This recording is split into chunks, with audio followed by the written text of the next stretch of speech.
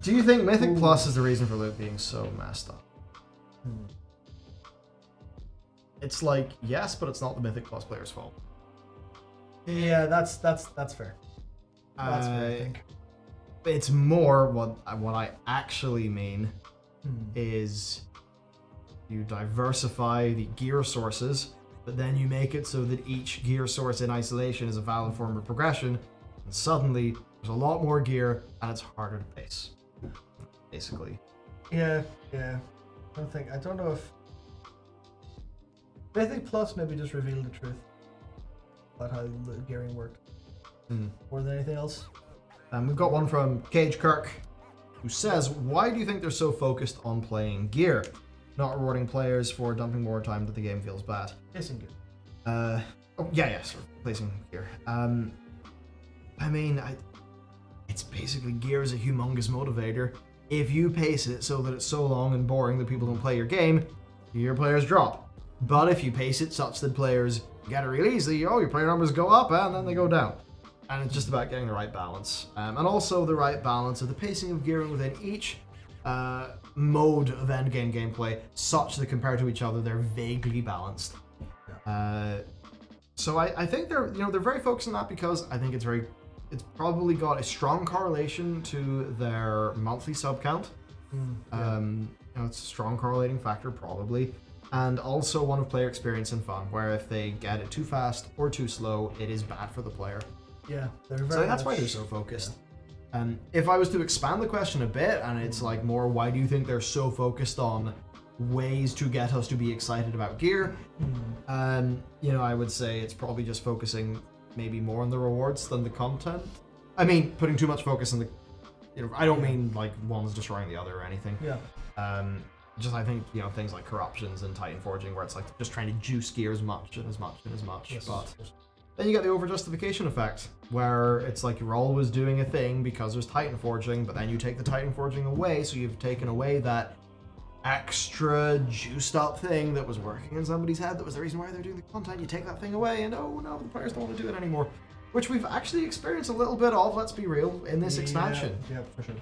I've not really experienced it, and I don't know if you've experienced it because we really were generally people who did not enjoy Titan Forging at all. No. But sometimes I do see comments from those people, and when I see those comments, I generally think, so you want to be Vegas? Yeah. And you know what? Maybe there are some people who don't know they're being Vegas and they're purely thinking about their own experience and their own, brain happies, and all they know is, I feel more motivated in past, less motivated now, this is worse. Maybe that's happening. Yeah, there's that kind of thing where the rolling the dice and spinning the slot machine for your gear can feel good or bad, but I think a lot of why they're really worrying about pacing, because I think, if I remember correctly, it's gone from my screen, but the question was focused on rewarding players for time put in. Yeah. Which I think boils down to, and this is, we could have a whole conversation about ethics in video game design, but I think it'd be more interesting to worry. Blizzard are trying to protect players from destroying themselves to reach the end goal, I think. Yeah. That's one of the things you'll find, especially as the game is led by people who are very much involved in the Mythic scene. You'll have Blizzard can't watch the top end raiders do like 12 hours of island expeditions a day and be happy about it. Yeah. So if the same goes for gearing, if you can just smash Mythic plus 20s and get full 226, then there's a whole host of reasons why that's a problem. But if the casual player goes in and goes, or not even the casual player, if your average player goes in and goes, I'm just going to smash this out and it's done, then you've got what Blizzard plans as months of content done in 2 weeks, and maybe you enjoyed some of those some of that time, but there's the fear of people just going far too ham, and then that ruins PvP. The average player, it sets massive distance between the players who go slower and faster. I think it's very important, but they need to figure out ways to reward player for their time otherwise. Yes, I think we just need to get simple systems for gear that basically just work. Yep. I think by the time we hit 9.1 and 9.2, we could be quite close to getting there. And then after that, it is entirely got to be other ways to reward players. And as a part of that, they'll then have to deal with fundamental and deep problems with the game. And that is going to be really hard to do. But it's just the fact, and Blizzard must know this themselves. I mean, Mount 501 is less interesting than Mount 12 because you have so many of them. And it's not a game like, say, Guild Wars 2 that we've brought up in the past, where Guild Wars 2, you know, a raptor is a raptor, it does raptor things. A griffin is a griffin, it does griffin things. A dragon's a dragon, it does dragon things. A beetle's a beetle, it does beetle things. Apparently, what beetles actually do is Need for Speed Tokyo Drift. Because you drift about in your beetle mount really fast on the ground. But like, that's a game where getting a mount is a new, cool, exciting thing, because mounts have got their own unique gameplay. But in World of Warcraft, it's like a mount's boring. Now, if you can tell me that I can get a new type of mount, and it can maybe, if it was able to do new things, that would unbalance all the other mounts. But, you know, maybe if the mount equipment was instead just, hey, what bit of utility you feel like you should have, are you going to get back through this system? You know, what if a whole bunch more effort was put into mount equipment where you could actually get cool things? Like, imagine dismounting effects, you know? Yeah. Do you want to dismount and get 15 seconds of Divine Shield? What incredible, only in world content. I mean, imagine leveling with that. You go, you pull the whole zone, you get, bam, you're into Divine, you're doing some cool things. That would be one way of doing it.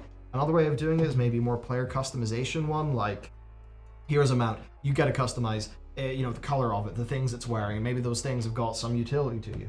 Hellcat. But it's got to be a lot more than the Hellcat. That's the thing. It's got to be so much more than that. Because that was basically just like, in a way, it was kind of like just 5 mounts, $5, and which one do you want? But it's got to be a lot deeper, more granular than that. And they just need to be able to put the time and effort into making those things. If they do those things successfully, then the likes of mounts and, you know, they need to have way more interesting gear customization and stuff like that. I think they can't keep on adding and adding and adding to these same old systems where other MMOs seem to be trying to innovate. I mean, player housing. You know, Blizzard keeps on making these goddamn build-around features for every expansion, which basically just means World of Warcraft is in the paddling pool. You know, we get a new expansion, we get a whole bunch of new features, and we throw them all in the bin afterwards. But it's like, if Warlords of Draenor, I mean, it wouldn't make any sense with its narrative, but imagine if you had a plot of land in, you know, part of a game, whatever, and, you know, you have to do that in an instanced format, and yada, yada, yada, yada. But as we said in the last stream, you know, that bit, I think I tweeted it, whenever I got my construction skill in RuneScape to the point where I could make a red velvet, you know, little sort of cushion thing on top of a wooden chair, I was like, cool, my house looks cooler now. But that would mean that, like, if you know, do some stuff in Torghast, you get some cool new stuff for your house. That would be another way to reward players that's not gear. Yeah. And I think we could talk about this forever, but I think for both of us it would come down to gear is a long way to reward people. Yeah. They need to innovate.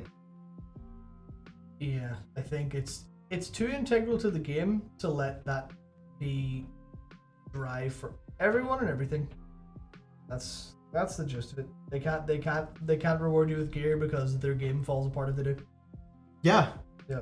Yeah, like, look, would it be a fun experience if you were playing Torghast, you get a really good run, you get a big box of loot that includes some gear at the end? That would be a fun experience for a great Twisting Corridors run. Yep. The item level's higher based on how high you go. But it would break the game. Yep. It would break the game because then all the Mythic Plus players would be saying, oh great, so now I've got to do now I've got to do Torghast to do my Mythic Plus. And that's the problems of balance in a game like this.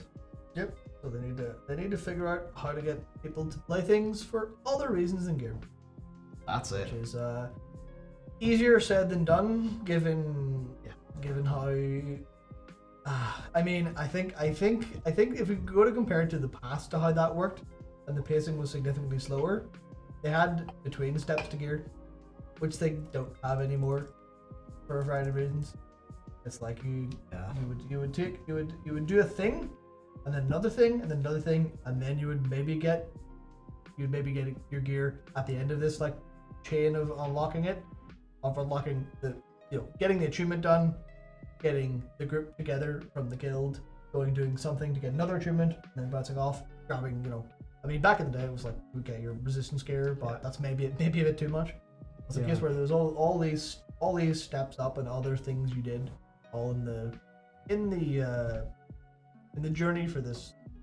Yeah, I think for that they just need to have a real big, serious investment in whatever their team needs to be able to deliver on that stuff, and that's it's all pretty art-heavy endeavors, but it's the endeavors I think they need to embark on if I was going to stay top dog. I think the other thing then is having new expansions push World of Warcraft forward instead of just self-justify.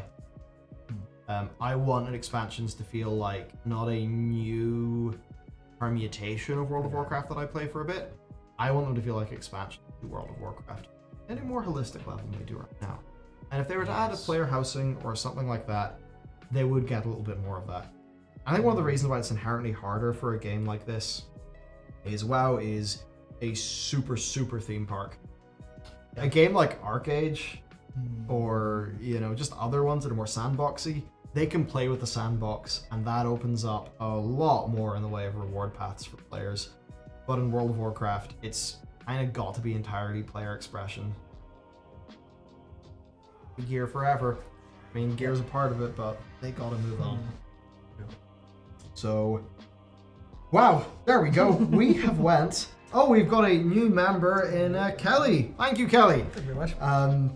And I mean, thank you everyone as well for all the super chats we got and everything. Just thank you for showing up. Once again, we announced a stream out of the blue. We have not actually mentioned any of this on a main channel video. But we're doing streams now, and they should be an additive thing to everything else that we do.